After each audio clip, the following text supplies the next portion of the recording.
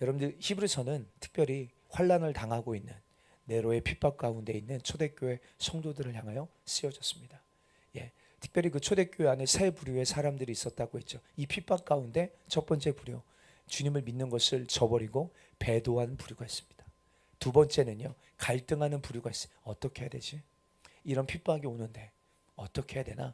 갈등하는 부류가 있고요. 세 번째 부류는 그럼에도 불구하고 주님을 향한 믿음을 잃어버리지 않는 정절을 끝까지 지키는 세 부류가 있습니다. 그들에게 특별히 어쩌면 두 번째 부류와 마지막 세 번째 부류에 있는 사람들에게 선포합니다. 예수님이 누구신가? 히브리서에 보면 환난 당하는 교회를 향하여 여러분들 어떤 위로가 아니라 무엇을 선포하고 있냐면요, 우리가 믿는 여러분들 우리 머리이신 우리의 대제사장이신 예수님이 누구신지에 대하여서 자세히 설명합니다. 그는 하나님의 형상이시다. 그는 천사보다 선지자들보다 모세보다 뛰어나신 분이시다. 막 이야기하면서 그들이 했던 그 사역보다 이제 예수님이 하신 사역이 얼마나 뛰어난 사역이신지를 설명합니다. 그래서 10장에는요 크게 두 가지를 설명합니다. 첫 번째는요, 구약의 제사제도요. 거의 모세 때부터 여러분들 예수님 오실 때까지 1500년의 시간 가운데 열심히 행했던 그들의 그 제사 제도가 해결하지 못했던 것이 무엇이냐면 죄의 문제를 완전히 해결하지 못했다는 거예요. 1절에 보실까요? 1절 10장 1절에 가보시면 율법은 장차 올 좋은 일의 그림자일 뿐이요 참 형상이 아니므로 해마다 늘 드리는 같은 제사로 나오는 자들은 언제나 아멘. 뭐 할 수 없다고요? 온전하게 할 수 없다라고 성경 말합니다. 그러니까요 7월 10일 이제 티슈리 월로 넘어가면 10일 날 대속제일인데 그때 드리는 제사로는요 우리의 죄를 온전히 용서할 수가 없다는 거예요. 그러니까 여러분 구약의 제사는요 어느 정도의 피를 뿌려서 짐승의 피를 뿌려서 죄를 덮어두는 수준입니다. 죄를 덮어두는 수준. 이것은요 뭐라고 말합니까? 장차 올 좋은 일의 그림자다. 이거는 참 형상이 아니다. 그러므로 해마다 드리는 같은 제사로는 온전하게 죄의 문제를 해결할 수가 없다. 그럼 죄의 문제가 온전히 해결되지 못한다는 것은요 하나님과 우리의 관계성으로 보면 무엇을 의미하겠습니까? 죄의 문제를 해결하지 못하여 하나님과 화평케 되지 못하는 여러분 그런 문제를 우리가 늘 가지고 살아갑니다. 그러면서 그렇지 아니하면 섬기는 자들이 단번에 정결하게 되어 다시 죄를 깨닫는 일이 없으리니 어찌 제사 드리는 일을 그치지 아니하였으리요. 그러나 이 제사들에는 해마다 죄를 기억하게 하는 것이 있나니 오히려 여러분 이 절기가 올 때마다 어떻겠습니까? 죄가 더 기억나고 생각납니다. 평소에는 어쩌면 자기가 죄인이라는 것을 잊고 살다가 특별히 7월 10일 대속제일이 되어지면 내가 죄인이었지. 어쩌면 자신의 여러분들 죄를 더 기억나게 만듭니다.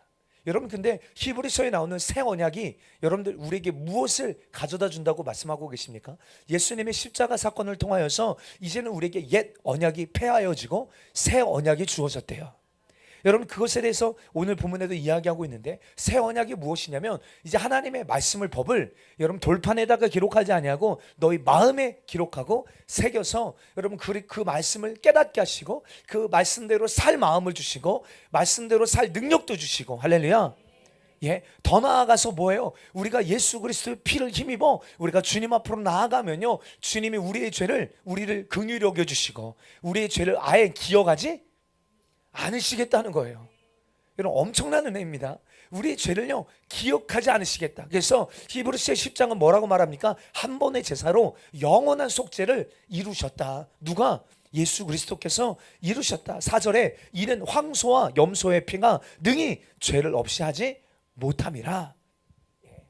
그러므로 여러분 대속제일에 오히려 죄가 기억나고 죄가 온전히 없이 되어지는 것이 아니라 궁극적으로 구약 제사 제도와 제물은 사람의 죄를 능히 없애주지 못한다는 거예요. 그러나 신약 시대에 사는 성도들은 우리가 대속제일이 되었다고 해서 여러분 또다시 제사를 드릴 필요가 없는 것은 이미 2000년 전에 예수 그리스도께서 한 번의 제사로 영원한 속죄, 과거, 현재, 미래 우리 모든 죄를 다 여러분들 속죄해 놓으셨기 때문에 여러분 우리는 그 예수 그리스도를 통하여 지금도 우리는 담대히 하나님의 보좌 앞으로 나아갈 수 있게 됐음을 여러분 저와 여러분 분명하게 믿게 되기를 주의 이름으로 축복합니다. 그러므로 여러분들 우리가 이 은혜를 어떻게 누렸는가? 여러분 뭐라고 설명합니까? 5절에 보면 그러므로 주께서 세상에 임하실 때 이르시되 하나님이 제사와 예물을 원하지 아니하시고 오직 나를 위하여 한 몸을 예비하셨다 라고 말합니다. 주께서 세상에 임하실 때 예수님이 성육신 하셔서 이 땅에 사람의 몸으로 임하시는 시점을 말합니다. 다시 말합니다. 구약의 제사가 우리 안에 있는 죄의 문제를 해결하지 못합니다. 여러분 우리 인생에 찾아오는 수많은 문제의 원인은요 죄입니다. 죄죠. 죄로 인하여 하나님과 우리의 사이가 분리되고요, 분리된 어떠함 때문에 하나님이 우리에게 주신 좋은 것을 온전히 누리지 못하고요, 그 온전히 누리지 못한 우리의 삶에 나타나는 현상이 저주받은 인생이 되어지고, 그 저주의 끝이 무엇입니까? 죄의 싹은 사망. 그래서 육신의 죽음만이 아니라 영의 죽음에 이르게 되더라는 거예요. 그래서 그 죄 타고 들어와서 역사하는 악한 영의 역사도 있고, 죄 타고 들어와서 역사하는 질병의 역사도 있고, 여러분들 죄가 우리 어쩌면 여러분들 이 평생의 원수입니다. 그래서 예수께서 이 땅에 오신 이유도 뭐예요? 죄의 문제를 해결해 주시려 이 땅에 오셨다 이 말이에요. 이 땅에 오셨다. 그런데 이 땅에 보내시면서 하나님이 말씀하시기를 5절에 제사와 예물을 원하는 것이 아니라 나를 위하여 한 몸을 예비하셨다라는 거예요. 6절 7절 이어서 보면 번제와 속죄제는 기뻐하지 아니하시나니 이에 내가 말하기를 하나님이여 보시옵소서, 두루마리 책에 나를 가리켜 기록된 것과 같이 하나님의 뜻을 행하러 내가 왔나이다. 여기서 나는요 예수님을 말합니다. 하나님이 자신을 위하여 한 몸을 예비하셔서 이제는 뭐예요? 죄의 문제를 해결하지 못하고 번제와 속죄제를, 죄의 문제를 해결하지 못하는 번제와 속죄제를 주님이 기뻐하지 아니하시고 아들 예수님께 하나님이요 보시옵소서, 두루마리 책에 나를 가리켜 기록된 것과 같이 하나님의 뜻을 내가 행하러 왔나이다. 여러분들 시편 이 말이요 사실 시편 40편에 기록되어 있는 말씀이거든요. 이런 대화가 실제 아버지와 아들 사이에 있었다는 것을 확인해 볼 수 있어요. 우리 한번 시편 40편 5절부터 8절까지 한번 보실까? 시작. 여호와여 나의 하나님이여, 주께서 행하신 기적이 많고 우리를 향하신 주의 생각도 많아 누구도 주와 견줄 수가 없나이다. 내가 널리 알려 말하고자 하니 너무 많아 그 수를 셀 수도 없나이다. 주께서 내 귀를 통하여 내게 들려주시기를 제사와 예물을 기뻐하지 아니하시며 번제와 속죄제를 요구하지 아니하신다 하신지라. 그때 내가 말하기를 내가 왔나이다. 나를 가리켜 기록된 것이 두루마리 책에 있나이다. 나의 하나님이여 내가 주의 뜻 행하기를 즐기오니 주의 법이 나의 심중에 있나이다 하였나이다. 아멘. 여러분 시편 40편에 다윗이 쓴 시편입니다. 근데 다윗이 고백하기를 하나님이여 주께서 나를 위하여 행하신 기적이 많나이다. 우리를 향하신 주의 생각이 많으시지만 기적 중에 기적, 주님 우리를 위하여 행하신 일들이 많지만 그 중에서 기적 중에 기적, 생각 중에 생각은 제사와 예물을 기뻐하지 않으시고 번제와 속죄제를 요구하지 않으신다는 것입니다. 이렇게 말하고 있어요. 이 말은 여러분들 사실 다윗이 했기에 망정이지 선지자 중에 누가 이런 말 했으면요 아마 유대인들에게 돌에 맞아 죽었을 수도 있는 말입니다. 하나님께서 제사와 예물을 기뻐하지 않으시고 번제와 속죄제를 요구하지 않으신다는 것은요 구약 사람들의 관점으로는요 이해가 되지 않고 납득되지 않은 내용입니다. 근데 그때 아들 예수님께서 하나님께 여러분들 대답하시기를 내가 왔나이다. 나를 가리켜 기록된 것이 두루마리 책에 있나이다.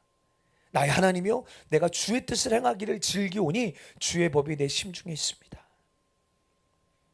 8절 우리 본문 8절 돌아가 보면요. 여러분 이런 제사 제도는 어떤 사람이 제정한 것이 아니라 누가 제정하셨죠? 하나님이 제정하신 것입니다. 근데 이런 것들을 기뻐하지 않는 이유는 뭐예요? 하나님의 뜻은 사람의 죄를 해결해 주는 거잖아요. 하나님의 뜻은 우리를 죄에서 건져내시는 거잖아요. 근데 구약의 제사로는 사람의 죄 문제를 해결해 주지 못하기 때문에 기뻐하지 않는다고 하시는 거예요.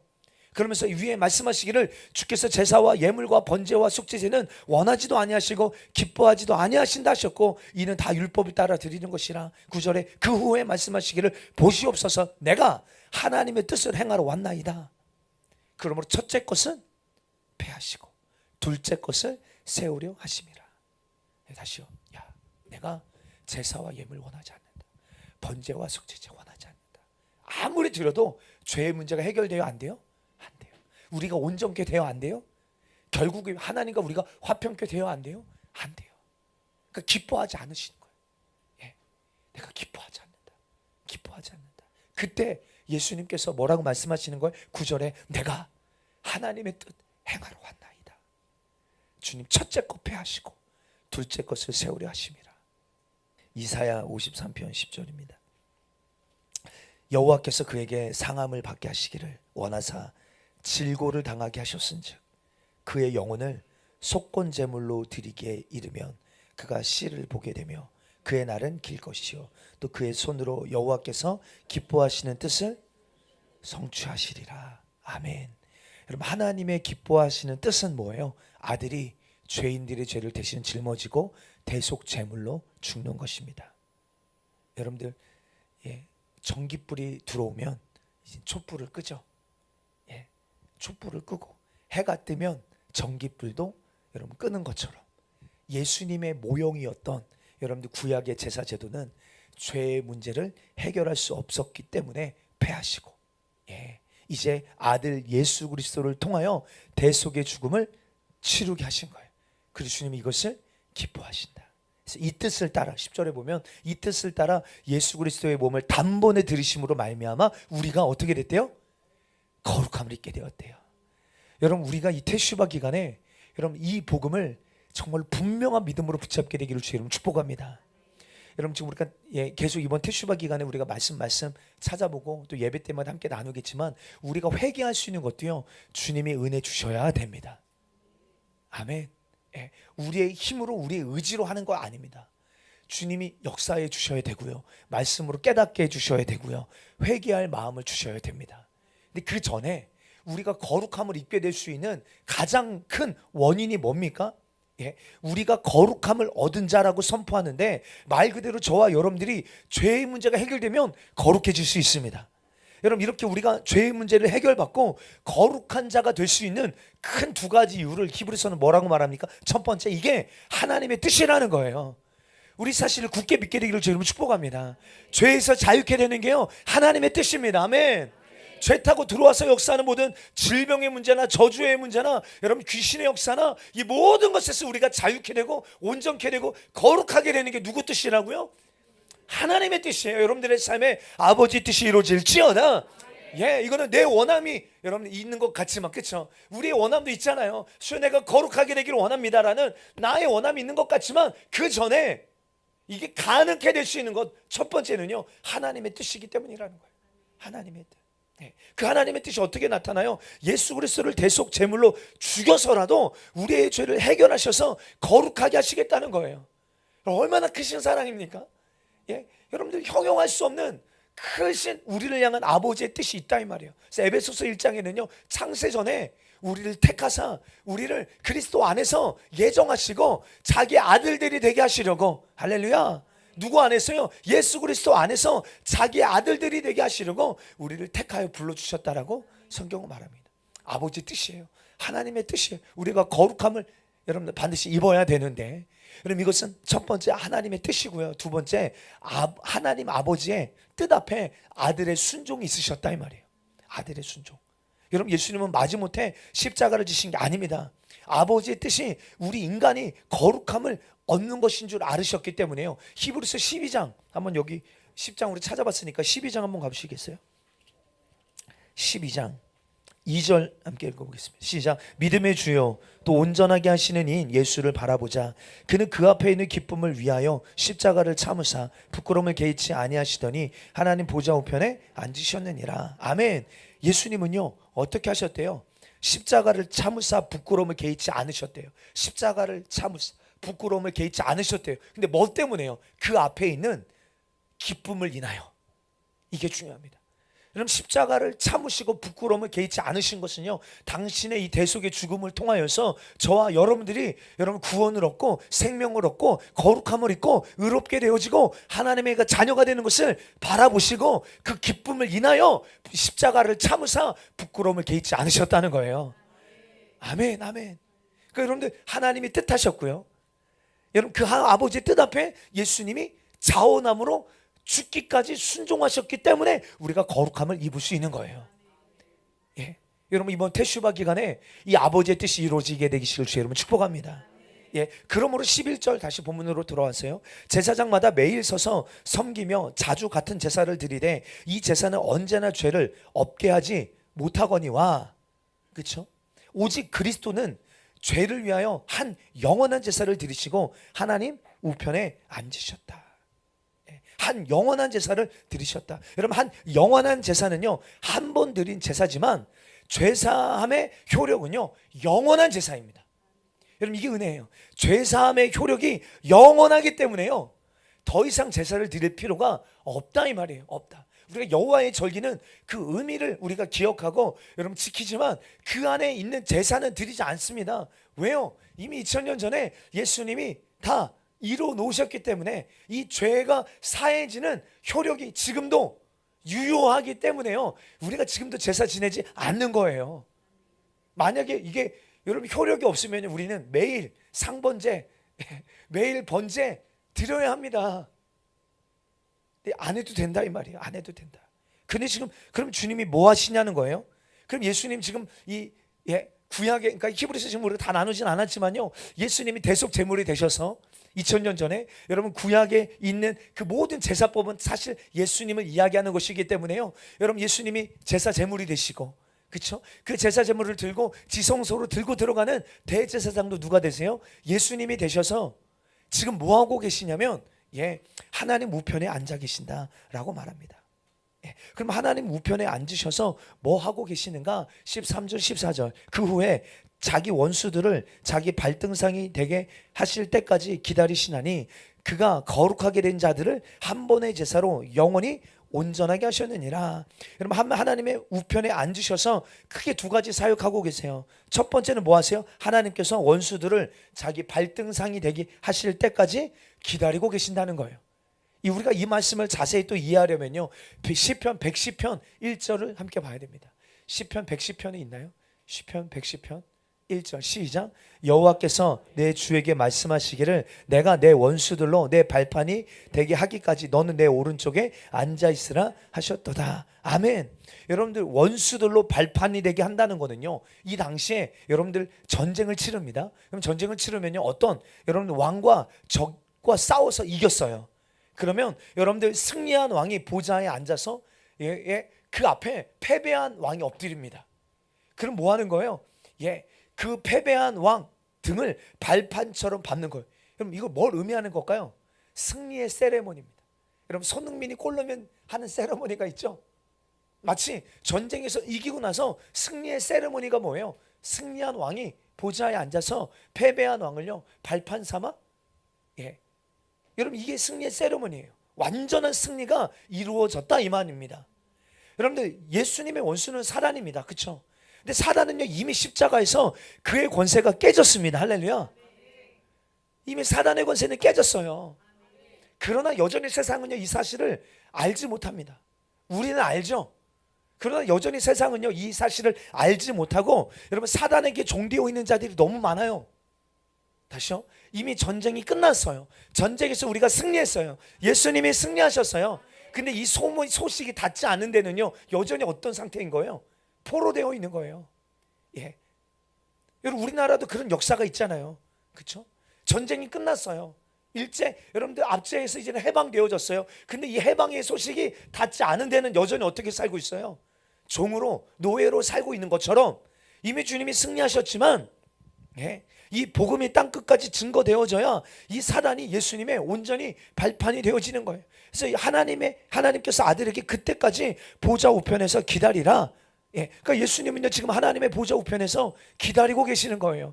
그래서 여러분들, 복음 맡은 자들이 땅끝까지 이르러서 이 천국 복음을 전할 때 여러분, 사단의 나라는 깨졌고 하나님의 나라가 도래하였음을 선포할 때 여러분, 이 약속이 온전히 성취되고 이루어지게 될 줄 믿습니다. 그리고 또 뭐하고 계시냐면 하나님의 보좌 우편에서 예수님이 15절 본문 15절로부터 18절까지 다시 한번 볼까요? 시작.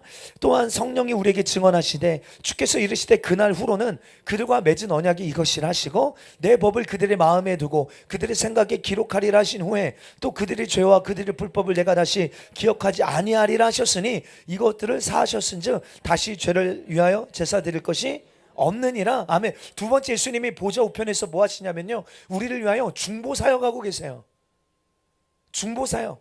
여러분들 예수님은 하나님의 우편에서 원수가 발판될 때까지 기다리는 것 외에 한 가지 사역을 더 하신다면 그게 뭐냐면 우리를 위하여 중보하신다는 거예요. 여러분 예수님이 십자가 지신 후에 새 언약을 세우시고 지금은 여러분 보좌 우편에서 이 새 언약이 이루어지게 해달라고 중보하시는 사역을 하고 있다는 말이에요.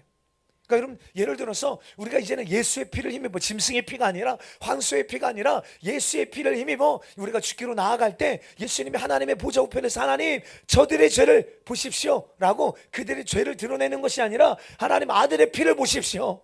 예, 그리고 그 새 언약을 기억하셔서 새 언약의 세 번째가 뭐라고요? 예, 그들을 긍휼히 여기시고 그들의 죄를 기억하지 아니하신다 하셨사오니 하나님 이 언약이 이들에게 이루어지게 하여 주시옵소서. 지금도 우리 주님 이거 하고 계신다는 거예요. 예. 그래서 우리가 19절로 20절에 보면 그러므로 형제들아 우리가 예수의 피를 힘입어 성소에 들어갈 담력을 얻었다. 여러분 예수님 때문에 우리가 하나님께로 나아갈 수 있어요. 하나님 안에 거할 수 있어요. 할렐루야. 담력을 얻었나니 그 길은 우리를 위하여 휘장 가운데로 열어놓으신 새로운 살 길이요 휘장은 곧 그의 육체다. 그러므로 이 접속사는요 히브리 기자가 오늘 하는 말은 구약의 제사로는 죄의 문제가 해결되지 않아서 보세요. 여러분들 죄의 문제가 해결되면요 우리가 모두가 어디까지 나아갈 수 있어요? 지성소까지 가야 해요. 근데 여러분들 구약의 제사를 아무리 드려도요 지성소까지 가요 못 가요? 여전히 휘장이 가리고 있어요.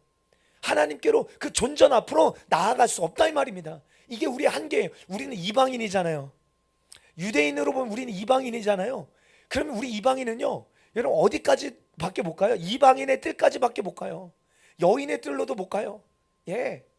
그래서 이것이 우리와 주님과의 관계입니다. 관계. 나아가지 못한다 이 말이에요. 그런데 구약의 제사로는 할 수 없는 그것을 예수 그리스도께서 2000년 전에 우리를 위하여 살찌고 피 흘려 생명 주심으로 말미암아 우리의 모든 죄의 문제가 해결되었으므로 그 피를 힘입어 여러분들 이 성소로 들어갈 담력을 얻게 되었다. 그러면서 여러분 이것은요 뭘 의미하는지 아세요? 휘장이 찢어졌다는 거는요 하나님께로 나아갈 수 있는 길이 열린 건데 다른 의미로 본다면 휘장 누가 찢으신 거예요? 아멘. 하나님이 찢으신 거예요. 이 휘장의 두께가 손바닥만한 두께라고 하잖아요. 예, 소가죽으로 돼. 이게 사람의 힘으로는요 절대로 찢어지지가 않아요. 근데 위에서 아래로 찢어졌어요. 뭘 의미하는 거냐면 하나님이 찢으신 건데 이거는 이 안에 어떤 의미가 있냐면 이제는 죄의 문제가 해결됐기 때문에 이제 은혜가 열렸죠. 죄의 문제가 해결됐으니까요 여러분 이제는 우리 주님과 화평케 되어졌죠.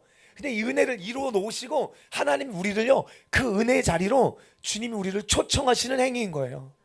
누구든지 내게로 나아오라. 할렐루야. 그 예수 그리스도의 피를 힘입어 누구든지 우리는 예수님께로 나아갈 수 있습니다.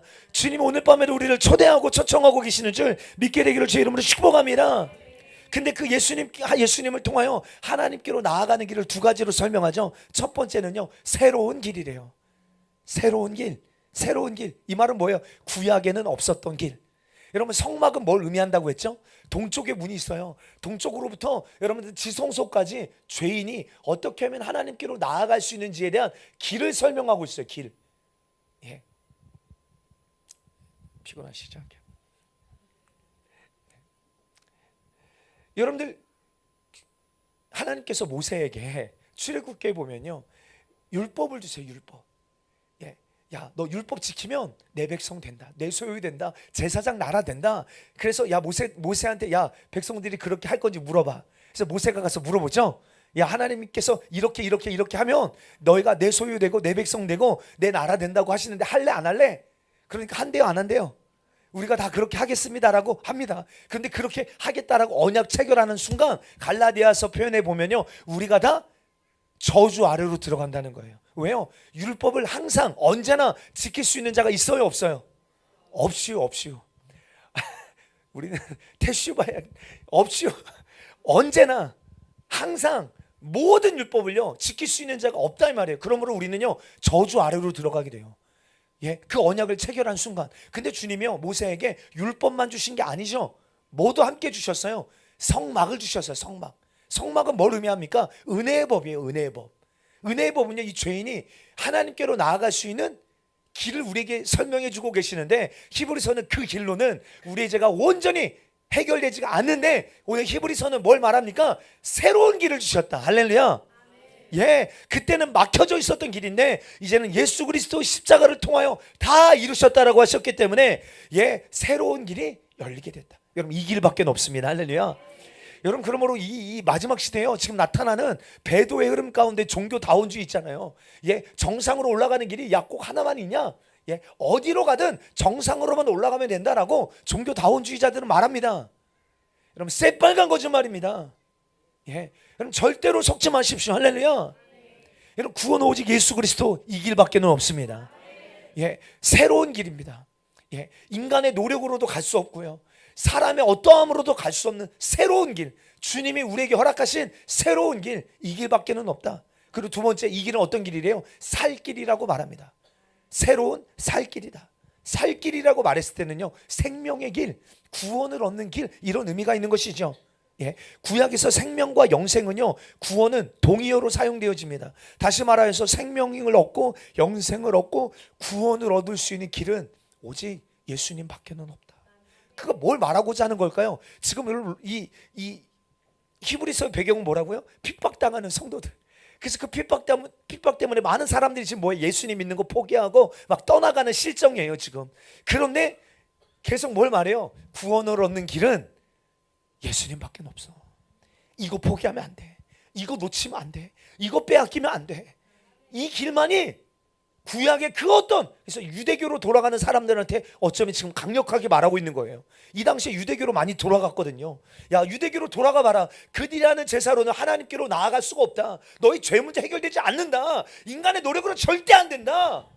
오직 하나님이 우리에게 허락하신 새로운 길이 있다. 살 길이 있다. 그 길은 예수 그리스도시다. 예. 그러면서 21절로 22절 또 하나님의 집 다스리는 큰 제사장이 계시니 우리가 마음의 뿌림을 받아 악한 양심으로부터 벗어나 몸은 맑은 물로 씻음을 받았으니 참 마음과 온전한 믿음으로 하나님께 나아가자. 아멘. 우리가 하나님께 나아갈 수 있는 또 다른 이유는요, 우리에게 하나님의 집을 다스리는 대제사장이 계시는데 그분이 또 누구냐? 예수님이시다. 예, 그러니까 예수님은 하나님을 집을 다스리는 왕이시면서 동시에 누구세요? 대제사장이세요. 그래서 이 히브리서에서는 뭐라고 말하고 있냐면요, 여러분 예수님은 여러분 아론의 제사장의 반열이 아니라 멜기세덱의 반차를 따라오셨다라고 말해요. 멜기세덱의 반차. 여러분 아론의 제사장들은요 죄를 해결해요, 못 해결해요? 못 해결해요. 그런데 여러분들 이 멜기세덱의 반차, 멜기세덱은 어떤 인물이에요?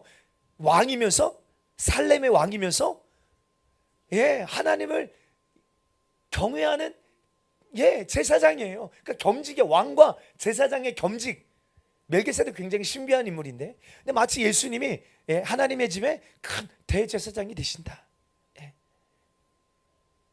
그러므로 우리는 예, 예수 그리스도의 피를 뿌림으로 이런 악한 양심, 타락한 본성에서 벗어나고 예, 이제는 하나님께로 나아갈 수 있는데 중요한 거는 이제 우리가 할 일이 있어요. 우리가 이런 은혜를 받았잖아요. 그럼 이제 우리가 하나님 앞에 뭐 해야 되냐라고 말합니다. 뭐 해요? 예? 22절에 보면 뭐 하래요? 참 마음과 온전한 믿음으로 나아가자 이렇게 말합니다. 여러분 오늘 이 밤에 이 말씀을 꽉 붙잡게 되기로 여러분 축복합니다. 여러분 다시 말합니다. 마지막 때요 큰 영적인 흐름은 배도입니다. 예. 많은 사람들이 배교의 길로 가게 됩니다. 제 말이 아니라 성경이 그렇게 이야기하고 있죠. 데살로니가 후서에 보면 야 애들아 이런 일이 먼저 있어야 하되 아직 예, 이런 일이 먼저 있어야 끝이 온다라고 설명하죠. 그러면서 첫 번째 말한 게 뭐예요? 예, 배도하는 일이 먼저 있겠고라고 성경 말합니다. 예, 그러니까 이게 마지막 때 나타나는 큰 사인이고 징조입니다. 예, 근데 이거요 단순히 세상에서만 나타나는 일이 아니라 이건 교회 안에서 나타나는 현상이고 여러분 징조입니다. 여러분 우리가 이런 은혜를 받았고요. 그래서 오직 예수 그리스도를 통하여서만 하나님께로 나아갈 수 있는 길을 살 길을 얻은 자입니다. 이제 우리가 해야 될 일은 뭐냐면요, 참 마음과 온전한 믿음. 참 마음은 뭘까요? 진실한 마음이요. 진실한 마음이요. 우리 예수님을 향한 진실한 마음이 있어야 될 줄 믿습니다. 예, 만약 아내가요 자기 남편이 아는 다른 사람을 사랑한다면요 그 아내의 마음은 남편을 향하여 진실한 게 아니죠. 아닙니다. 여러분 이처럼 우리가 주님을 향한 진실한 마음으로 나아간다면 예, 세상과 양다리 걸치고 주님께도 한 다리 세상으로도 한 다리 이거 아니다 이 말이에요. 예, 진실한 온전한 마음으로 또 온전한 믿음이라고 말합니다. 이 온전한 믿음이라는 단어가 원어에 보면 확고한 믿음이에요. 확고한 믿음. 흔들리지 않는 믿음. 어떤 일이 있어도 끝까지 예수를 믿어서 나는 저 영원한 하나님의 나라에 들어가고야 말겠다라는 이 믿음. 이제는 사단의 권세가 깨진 것도 알았고요. 그렇죠? 이제는 예수님께서 지금 어떤 은혜를 우리에게 주셨는지도 알았고요. 우리가 구원과 영생과 생명을 얻기 위하여서는 어떤 길로 가야 되는지도 알았어요. 근데 이제 우리가 해야 될 것이 무엇이냐면 이 약속을 온전한 믿음으로, 확고한 믿음으로 여러분 너의 것을 삼아라라고 성경은 말합니다.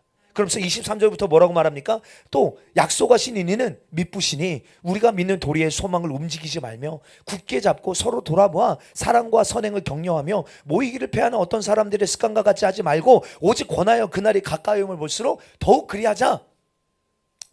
지금 잘 따라하고 계시죠? 지금 10장을 다 함께 너무 중요해서 그냥 부분만 나누긴 너무 아까워요. 여러분들 약속하신 이는 누구세요? 하나님이세요. 하나님. 하나님께서 우리를 사단의 손에서 해방시켜 저 영원한 하나님의 나라에 여러분들 들어가게 해주신다고 약속하셨어요. 할렐루야. 지금 반드시 다시 오실 것입니다. 이 미쁘신 신실하다라는 뜻이죠. 약속하신 하나님은요 신실하신 분이기 때문에 반드시 그 약속 지키신다. 그러나 하나님께서 약속하신 저 영광의 나라에 우리가 들어가려면 우리가 해야 될 게 있다. 세 가지를 여기서 말합니다. 세 가지. 뭐죠? 그 약속에 반드시 주님은 우리의 그 약속을 이루실 텐데 우리가 해야 될 게 있다는 거. 우리가 해야 될 거. 세 가지. 첫 번째, 우리가 믿는 도리의 소망을 움직이지 말고 굳게 잡으라는 거예요. 뭐 하라고요? 우리가 믿는 이 도리의 소망을 움직이지 말고 굳게 잡으라. 여러분, 우리가 믿는 도리의 소망이 뭡니까? 우리를 사단의 손에서 해방되어 저 영원한 나라에 들어가게 하신 것.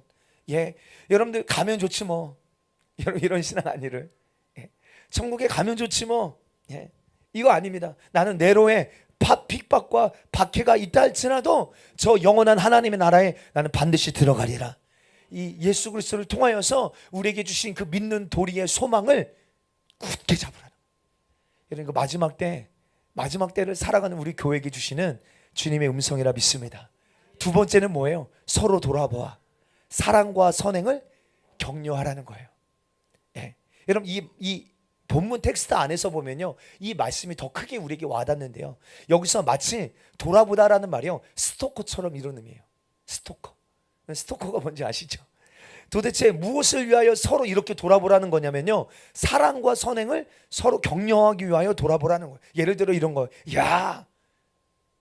우리 조 집사님 이번에 네로 핍박 앞에서도 재산이 몰수됐는데도 주님을 향한 믿음을 잃어버리지 않았다며요? 진짜 존경합니다. 대단합니다. 제가 우리 강 집사님을 보니까 예수님을 보는 것 같아요. 정말로 대단. 이렇게 사랑과 선행을 격려해 주라는 거예요. 이것이요, 그 핍박 속에서도 우리가 믿는 도리를 굳게 공동체가 잡을 수 있는 비결이라는 거예요. 그리고 세 번째가 뭡니까? 모이기를 패하지 말고 더 잘 모이라 이 말이에요. 할렐루야. 예배로 모이고 기도회로 모이고 훈련으로 모이고, 우리가 하나님의 말씀 배우기 위하여 모이고 교제하기 위하여 모이고 기도하기 위하여 모이고, 어떤 모임이든 예수 이름으로 우리가 함께 모여서. 왜요? 마지막 때요, 이 소망에 대하여 말해주는 공동체는요 교회밖에 없잖아요. 그래서 자꾸 권면하라는 거예요. 자꾸 소망을 갖도록요. 그러면서 이제 중요한 26절부터요 배도에 대한 경고가 나옵니다. 배도. 우리가 믿는 도리를 굳게 잡고 사랑과 선행을 격려하고 모이기를 패하는 어떤 사람들의 습관과 같이 하지 말고 오직 그날이 가까이 오면 볼수록 모이게 더욱 힘써라 라고 말하면서, 그런데 누가 있다? 배도하는 자들이 있다. 근데 그 배도하는 자들을 향하여 여러분 어떻게 말하는지 한번 잘 들으셔야 됩니다. 이게 지금 포인트입니다. 26절 시작. 우리가 진리를 아는 지식을 받은 후, 보십시오. 여러분 말씀 그대로 믿으셔야 됩니다. 할렐루야. 아멘. 우리가 받은 진리를 아는 지식이 뭘까요? 우리가 진리를 아는 지식을 받은 후에다가 동그라미 100번 쳐놓으셔야 돼요. 정말 중요합니다. 진리를 아는 지식이 뭐예요? 사단의 손에서 우리가 예수 그리스도를 통해 해방되어 예수 그리스도 안에 있는 자는요 저 영원한 나라에 들어가게 될 것입니다. 이 말은요 쉽게 말해 복음이죠. 복음. 구약의 제사제도는 사람을 온전케 할 수 없지만 예수 그리스도의 보혈은 우리의 모든 죄를 해결하여 하나님과 화평을 가져다 준다는 이 복음이요. 복음. 이게 진리를 아는 지식입니다. 근데 진리를 아는 지식을 뭐한 후? 받은 후. 이게 중요합니다. 여러분, 우리는 은혜를 받기만 좋아하는 자가 되면 안 되고요, 받은 후가 중요합니다. 아멘. 성령을 우리 성령님 환영합니다, 이거 기도 많이 하죠. 근데 더 중요한 건 뭐예요? 오셨다 이 말이에요. 오신 성령님을 내 안에 어떻게 우대하고 모셔드리고 인정하고 그 주님과 동행하고, 이게 더 중요해요. 이제 우리에게는 오신 후가 중요하다 이 말이지. 예, 받은 후, 진리를 아는 지식을 받은 후 뭐 했대요? 짐짓 죄를 범했다 이 말이에요. 이 말이요, 원어로 보면 고범죄를 말해요. 고범죄. 다르게 말하면요, 어쩌다가 넘어진 게 아니에요. 고의로, 굉장히 악한 거예요. 고의로 죄를 짓거나 계획적으로 죄를 짓는 거예요. 다시요, 분명히 진리의 말씀을 아는 지식을 받았어요. 그런데 네로의 핍박이 너무 심해. 그래서 여러분, 고의로 죄를 짓고 계획적으로 죄를 짓고 진리를 거절하고 배척하고 버리는 자들을 성경은 말하고 있습니다. 근데 여러분, 이들이 뭐 한대요? 예, 짐짓 죄를 범한 즉 다시 속죄하는 제사가 없대요. 여러분, 민수기 15장에 보면요, 번제, 소제, 화목제, 속건제, 속죄제 5대 제사가 나오는데, 여러분, 이렇게 5대 제사가 나오면서 여러분, 그릇 범한 죄, 다시 말해서 고의성을 가지고 여러분 고범죄한 죄들은요, 그 죄가 재물에게로 넘어가지가 않아요. 여러분, 죄가 재물에 넘어가야 죄 용서함을 받잖아요. 죄 사함을 받을 수 있잖아요. 근데 죄가 안 넘어간다 이 말이에요. 안 넘어간다. 예.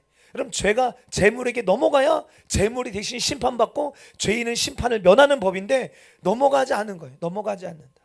예. 그럼 뭐가 있대요? 27절에 오직 무서운 마음으로 심판을 기다리는 것과 대적하는 자를 태울 맹렬한 불만 있다는 거예요. 마지막 때 우리 승리하는 교회 성도들이요, 우리가 이제는 마지막 때에 대한 이 비밀들이 하나님 우리에게 막 계시를 깨닫게 해주시고, 그렇죠? 야, 주님 오실 날이 가까이 왔구나, 가까이 왔구나. 이 진리를 아는 지식을 우리가 소유하게 되고 알게 되고, 근데 이제 우리가 중요하게 여겨야 될 것은 뭐냐면요, 그 후로 은혜를 받은 후에, 지식을 받은 후에 짐짓, 이런 어떤 핍박과 유혹과 어떠함 때문에 여러분, 우리가 고의적으로 계획적으로 의도적으로 우리가 여러분들 하나님에게서 떠나고 범죄하고, 제 말이 아니라 여러분들, 그들에게는 오직 무서운 마음으로 심판을 기다리는 것과 대적하는 자를 태울 맹렬한 불만 있다라고 말합니다. 여러분, 한번 6장으로도 가보실까요? 6장 히브리서 6장. 말씀 그대로 믿으신다고 하니까 나눕니다.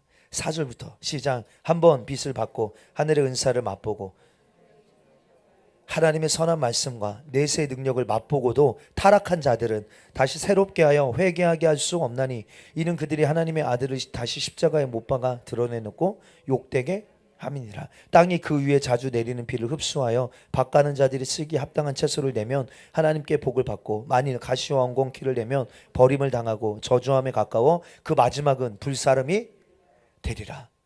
여러분들, 특별한 5가지 은혜를 말합니다. 첫 번째 뭐예요? 한번 빛을 받고, 예, 이 하나님의 영광의 빛, 정말 하나님을 체험적으로 경험했고, 예, 강권적으로 주님을 만나고 하늘의 은사도 맛보고, 예, 완전히 맛봤다 이 말이에요. 원어에 보면 하늘의 은사를 완전히 맛봐요. 예, 고린도전서 12장에 나오는 성령의 9가지 은사들을 어쩌면 완전히 온전히, 예, 풍성하게 경험한 것일 수도 있어요.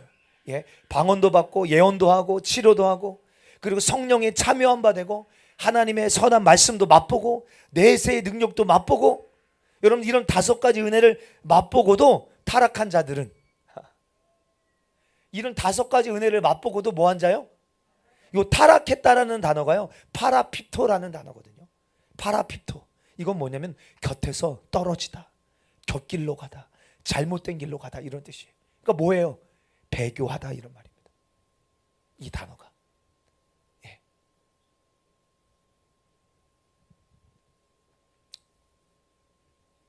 결국은 뭐예요? 가시와 엉겅퀴.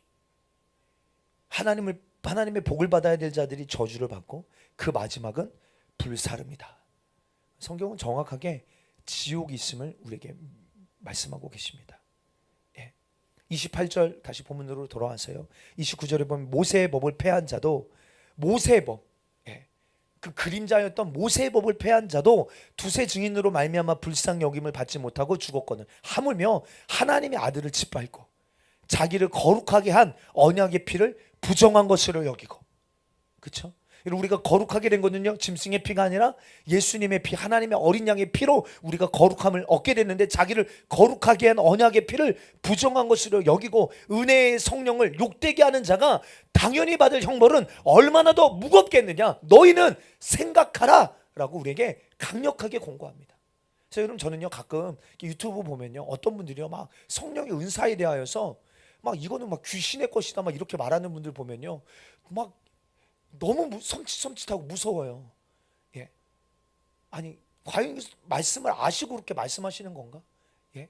정말 여기 금방 읽은 말씀에, 야, 은혜의 성령을 욕되게 하는 자가 당연히 받을 형벌을, 예, 형벌은 얼마나 더 무겁겠느냐라고 성령은 말하고 있는데, 방언, 야, 요즘 하는 방언은 다 귀신 방언이야. 뭐 이렇게 말하는 사람도 있어요. 예. 무슨 이렇게 통독하시는 그 센터에 여러분 다 아실 거예요.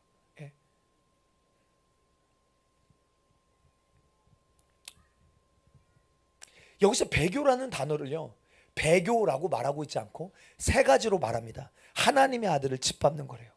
복음을 짓밟는 거예요. 두 번째는 뭐예요? 자기를 거룩하게 한 언약의 피를 부정한 것으로 여긴다는 거예요. 예. 세 번째는 은혜의 성령을 욕되게 했다 이 말이에요. 욕되게.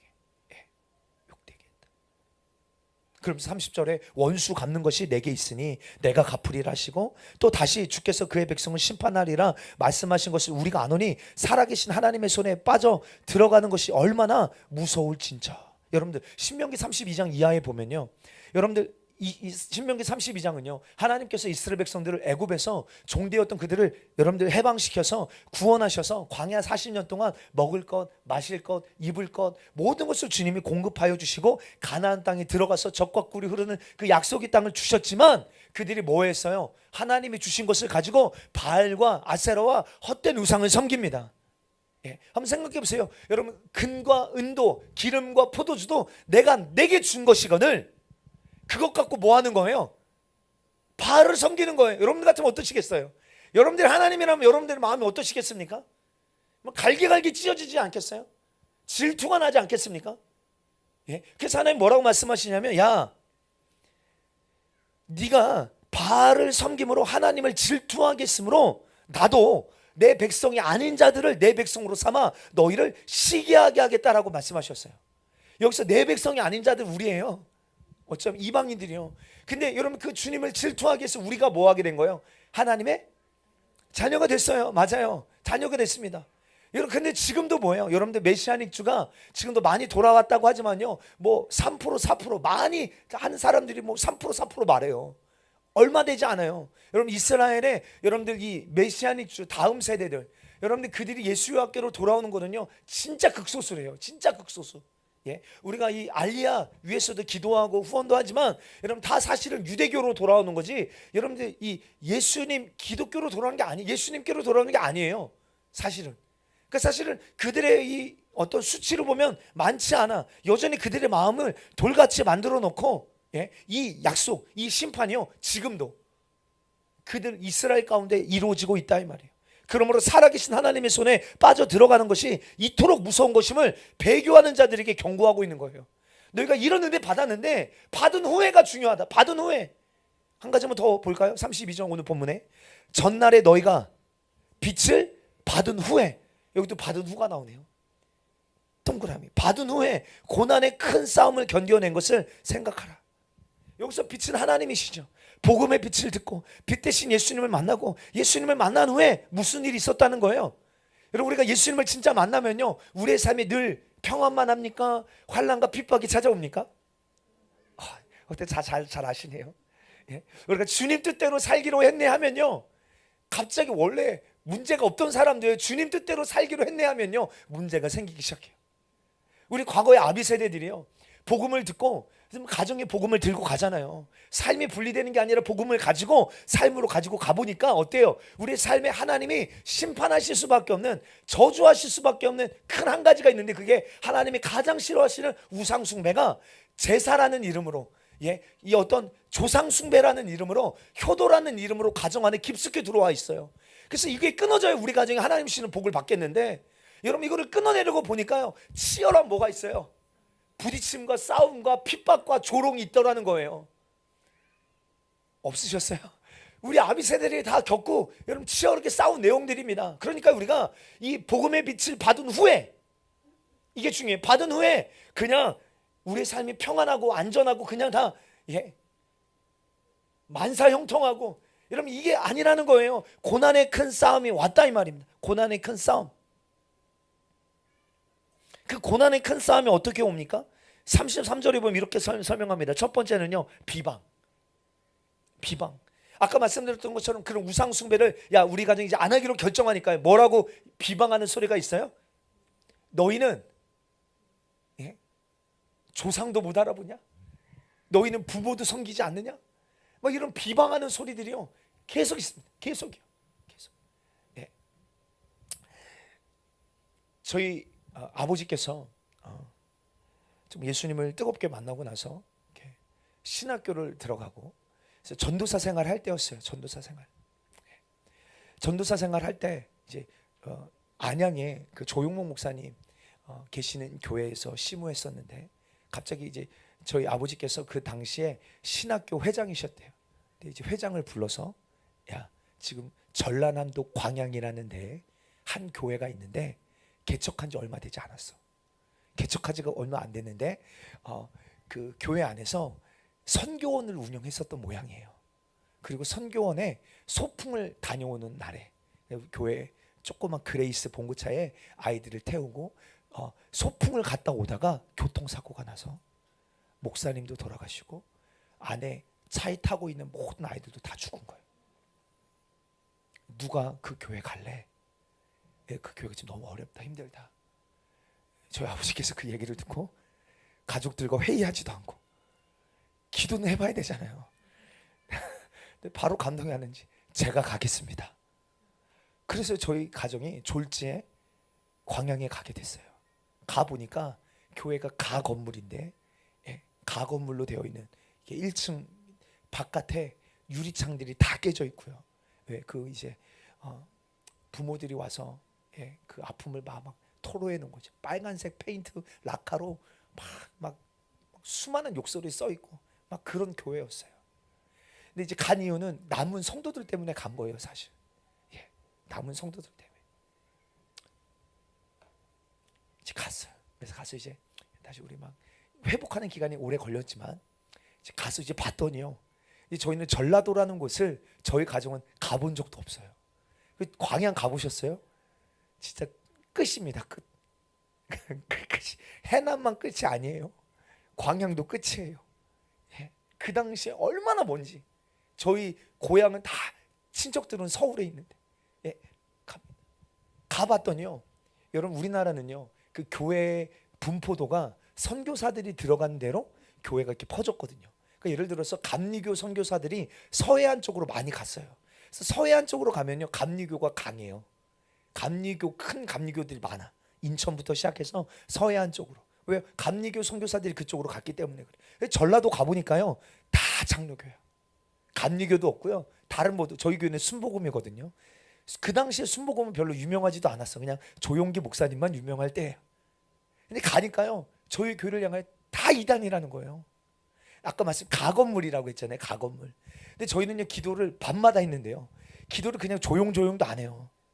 랄랄라 뚜뚜뚜 막 방언으로 막 부르짖으며 기도 밤새도록. 그러니까 여러분 그 바깥에 길 걸어다니는 사람들이 그 소리를 듣고 이상하게 생각하겠죠. 근데 실제로 지금도 생각해 보면요 엄청난 축사가 많이 일어났어요. 제가 어릴 때 기억인데 왜 그런 피가 나왔는지 모르는데 어떤 분이 막 기도를 받는데 입에서 막 녹색 피가 막 그락 하고 막 내가 언제 들어왔느니 그런 거 경험해 보셨어요? 자기가 언제 들어왔다고 막 고백을 다 해요.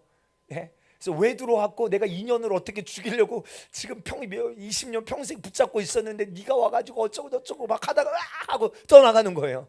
여러분 그런 내용들이 막 퍼지지 않겠어요? 실제로 많이 치유도 많이 일어났어요. 정말로. 그래서 알코올 중독자도 많이 치유되고요. 그러니까 소문이 막 퍼지잖아요. 그러니까 소문이 좋게 퍼지면 좋은데 그런 이야기를 듣고 교회를 향해 다 뭐 하냐면요, 비방하는 거예요. 비방. 예. 비방하고 조롱하고. 그래서 이것 때문에 힘들어서 교회를 떠난 분들도 사실 있었어요. 예. 계속 이 교회 이상하다고 하니까. 예. 아마 성령님이 나타나시는데, 성령님 일하시는데, 예. 그 당시에 뭐 순복음이 없으니까 그런 어떤 성령의 역사를 인정하지 않는 그런 분위기인 동네였기 때문에요. 비방이 있다 이 말이에요. 비방. 근데 여러분, 이 히브리서가 기록되었을 당시도 그랬댔죠. 여러분, 네로가 로마에 불 질러 놓고요, 여러분들 교회 안에 어떤 비방이 있었어요. 우리는 주일마다 모여서 뭐 합니까? 주의 만찬 하잖아요. 주님의 살과 피를 먹고 마시는데, 여러분, 그래서 세상 사람들 어떻게 비방합니까? 야, 이들은 인육을 먹는 집단이다. 이게 믿어지는 거예요? 예. 그리고 막 우리가 공동체로 모이니까 이 굉장히 음란한 단체다. 또 한 가지가 뭐냐면, 여러분들 사도행전에 보니까 성령이 임하실 때 여러분들 불처럼, 예, 어떤 불의 형상이 각 사람 머리 위에 임하는 것을 보게 되잖아요. 불의 혀처럼 갈라지는 것이 사람 머리 위에 임하는 거. 그래서 막 성령의 불을 내려주십시오. 그러니까요, 여러분들 이거 말도 안 되는 것 같죠? 네로 황제가 뭐라고 비방합니까? 야, 이 로마에 불 지른 거는 기독교인들이 불 지른 거야. 이렇게 비방하는 말로 핍박을 가하기 시작합니다. 다시 말합니다. 빛을 받은 후에 교회를 향한 강력한 핍박이 있어요. 근데 그 첫 번째가 어떻게 나타나요? 비방으로 나타납니다. 비방. 그리고 두 번째는요, 환란으로 나타나요. 환란. 예, 그 환란이 어떻게 나타나냐? 11장으로 가보면요, 11장 35절부터 보면, 예, 조롱과 채찍질과 결박과 옥에 갇힘과 돌로 치고 톱으로 켜고 칼에 죽이고, 예, 양과 염소의 가죽을 입고 유리하고 핍박과 환난과 학대와 광야와 산과 동굴과 토굴에 숨어 살게 되고, 예, 이런 일들이 있다는 거예요. 이런 일들이. 그러면서 34절에 너희가 갇힌 자를 동정하고 너희 소유를 빼앗기는 것도 기쁘게 당하는 것은 더 낫고 영구한 소유가 있는 줄 알기 때문이다 라고 말합니다. 그러니까 이런 핍박이 교회 안에 오는데, 큰 빛을 받은 후에 교회가 그냥 안전한 게 아니라 이런 말도 안 되는 비방과 환란이 찾아왔는데, 그럼에도 불구하고 어땠다는 거예요? 소유를 빼앗기고, 예, 어려움을 당함에도 불구하고 옥에 갇힘에도 불구하고 기쁘게 당하는 것은 더 낫고 영구한 소유가 있는 줄 알기 때문이라는 거예요. 알기 때문이다. 예. 여기서 동정하다라는 단어가요, 함께 겪다 이런 말입니다. 그러니까 고난당하는 자들을 위하여 함께 중보하고 함께 먹을 것을 제공하고 그들을 위하여 격려하고 고난의 큰 싸움을 함께 싸우는 자들. 또 누가 있는 거예요? 진짜 실제적으로 예수님을 믿는 것 때문에 집이나 땅이나 재산을 못 수당하고, 근데 그런 일들을 뭐예요? 기쁨으로, 억울하게 생각하지 아니하고 기쁨으로 당하는 것은 내가 빼앗긴 소유보다 영원한 소유, 영구한 소유가 내게 있다라는 것을 알기 때문에 그렇게 살아낸 여러분들 성도들이 있었다는 거예요. 저와 여러분들, 우리 이렇게 만들어져야 될 줄 믿습니다. 여러분, 환란은 우리와 상관없다 여기면 안 됩니다. 예, 우리가 마지막 때 여러분 환란을 이길 만한 믿음이 필요한 줄 믿습니다. 초대교회 성도들은요, 우리가 환란을 통과하고 주님 오신다고 믿었어요. 사실요, 그들의 종말로는요, 환란을 통과하고 주님 오신다고 믿었기 때문에 이 시간을요, 우리는 인내하고 견뎌내면서 그 끝에 주님 오시기에 속히 오신다. 주님, 예, 주님 속히 오신다는 말씀 믿고 그 환란을 부끄러워하지 아니하고 두려워하지 아니하고 더 영구한 소유가 우리에게 있음을 믿고 바라보고 견뎌냈다는 거예요. 여러분, 이게 초대교회의 모습입니다. 우리 마지막 때 우리 이렇게 함께 만들어지게 되기를 주의 이름으로 축복합니다. 그러므로 너에게 인내가 필요함은 너희가 하나님의 뜻을 행한 후에 약속한 것을 받기 위함이라. 잠깐 후면 오시리니 지체하지 않으려 하실 것이다. 여러분, 이런 교회를 향해 주님이 주시는 위로와 권면이 뭐예요? 첫 번째는요, 예, 너희가 믿는 도리를 굳게 잡아라. 그리고 두 번째는 내가 곧 올게. 내가 지체하지 아니하고 내가 속히 오리라. 그럼 우리 승리하는 교회 성도들이요, 우리는 이 38절 39절 이 말씀을 오늘 레마의 말씀으로 취하셔서요, 정말 수많은 사람들이 마지막 때 환난과 핍박과 비방과 수많은 어려움들 때문에 돌아서는 이때 우리는 여러분들 이런 자가 되어야 합니다. 38절 39절 시작. 나의 의인은 믿음으로 말미암아 살리라. 또한 뒤로 물러가면 내 마음이 그를 기뻐하지 아니하리라 하셨느니라. 우리는 뒤로 물러가 멸망할 자가 아니요 오직 영혼을 구원함에 이르는 믿음을. 아멘 아멘. 나의 의인은 하나님이 인정하시는 의는 믿음으로 삽니다. 할렐루야. 이 믿음으로 살아요. 이 산다는 말은 구원을 얻다, 영생을 얻는다와 동의어인데, 예, 나의 의는 이 믿음으로 산다는 거예요. 이 믿는 도리를 굳게 잡아서 나아간다는 거예요. 뒤로 물러가면 내 마음이 그를 기뻐하지 아니하리라. 그러니까 믿음을 저버리고 배도하는 걸 말해요. 뒤로 물러가는 건, 예, 내 마음이 그를 기뻐하지 않는데 하나님 기뻐하지 않으신대요. 배도하는 건, 예, 여러분 사단의 손에서 해방되어 저 영원한 하나님의 나라에 들어가는 도중에 믿음을 저버리고 배교하는 것은요, 참 믿음이 아니기 때문에 하나님 그를 기뻐하지 아니하신다라고 하셨어요. 저와 여러분들 우리가 가다가 넘어져도 여러분 뒤돌아서지 않게 되길 주 여러분 축복합니다. 다시 일어나야 합니다. 할렐루야. 그 목표를 향하여, 표대를 향하여 우리가 끊임없이 달려갈지언정, 달려가다 넘어져서 무릎을 까지고, 예, 핥히고 상하고 채찍에 맞고 어려움에 찾아온다 할지라도 우리는 뒤돌아서는 자가 절대로 되지 말아야 될 줄 믿습니다. 우리는 뒤로 물러가 어떤 자요? 멸망할 자가 아니요. 뒤로 물러가면, 배교하면 멸망합니다. 배도하는 자는 멸망합니다. 예수님을 믿는 믿음을 저버리는 자는 멸망합니다. 할렐루야. 그러나 우리는 오직 영혼을 구원함에 이르는 이 믿음, 오직 예수 그리스도를 통해서만 하나님께로 갈 수 있어. 새로운 살 길을 우리에게 주신 이 믿음, 예수님을 통해서만 사단의 손에서 해방되어 영원한 하나님 나라에 들어갈 수 있어. 구약의 제사법으로는 해결되지 않은 그 일을 예수님이 이뤄놓으시고 주님이 그 일을 완성하러 다시 오실 텐데, 저 영구한, 예, 소유가 우리에게 있음을 바라보며 내가 예수님 믿는 것 때문에 잃어버리고 빼앗기고 손해보고 대가지불 하여도 주님을 믿는 믿음을 난 저버리지 않을 거야 라는, 여러분 뒤돌아서지 않는 믿음이 오늘 마지막 때 우리에게 필요한 줄 믿습니다. 배도하는 흐름 속에 여러분 우리는 분명한 표대를 향하여 여러분 전진해 나아가는 저와 여러분들 되어야겠습니다. 우리 함께 말씀 생각하며 기도했으면 좋겠어요. 여러분 이 영적 흐름을 여러분 우리가 쉽게 무시할 수 없습니다. 여러분 아까 여기 양과 염소의 가죽을 입고 유리한다 이런 말씀 있죠. 이거 한 가지만 말씀드리고 기도할게요.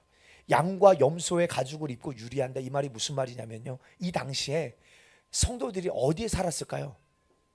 예, 카타콤처럼요, 예, 동굴과 땅 속에 숨어 살았어요.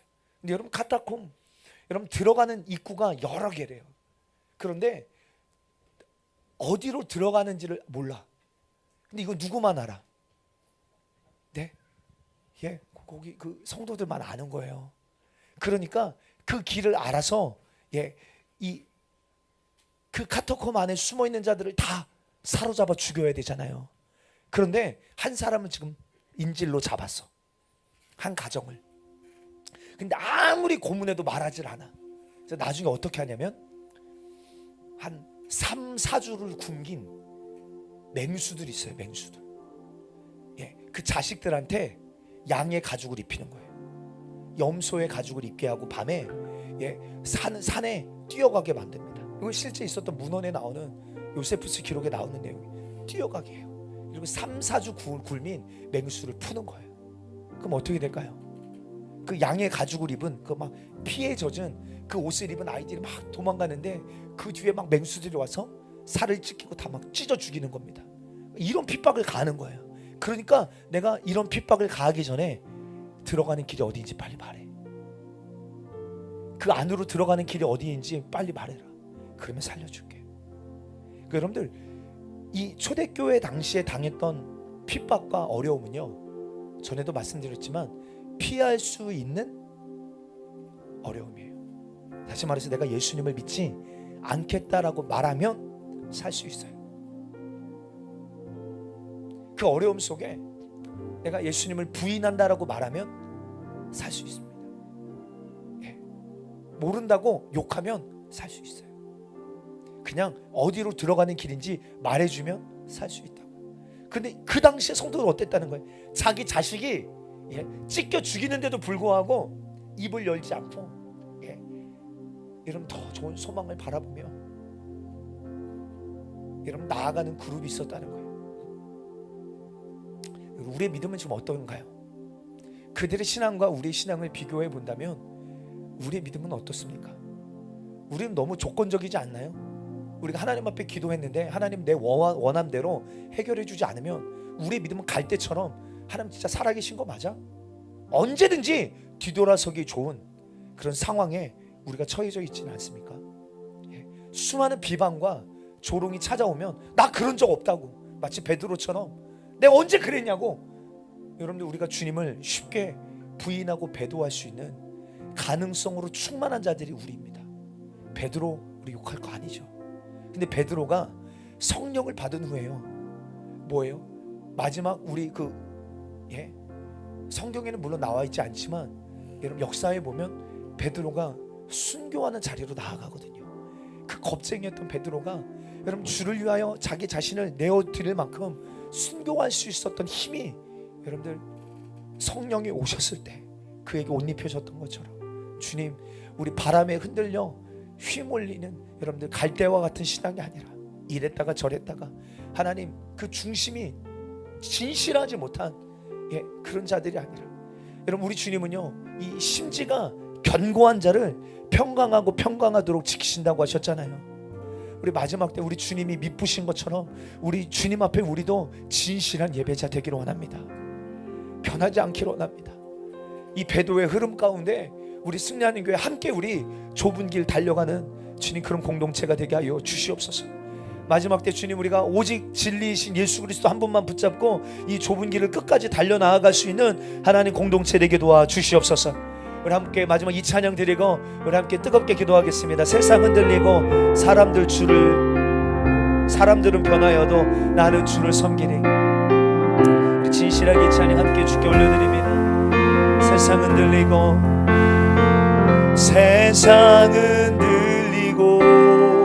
사람들은 변하여도 나는 주를 섬기리.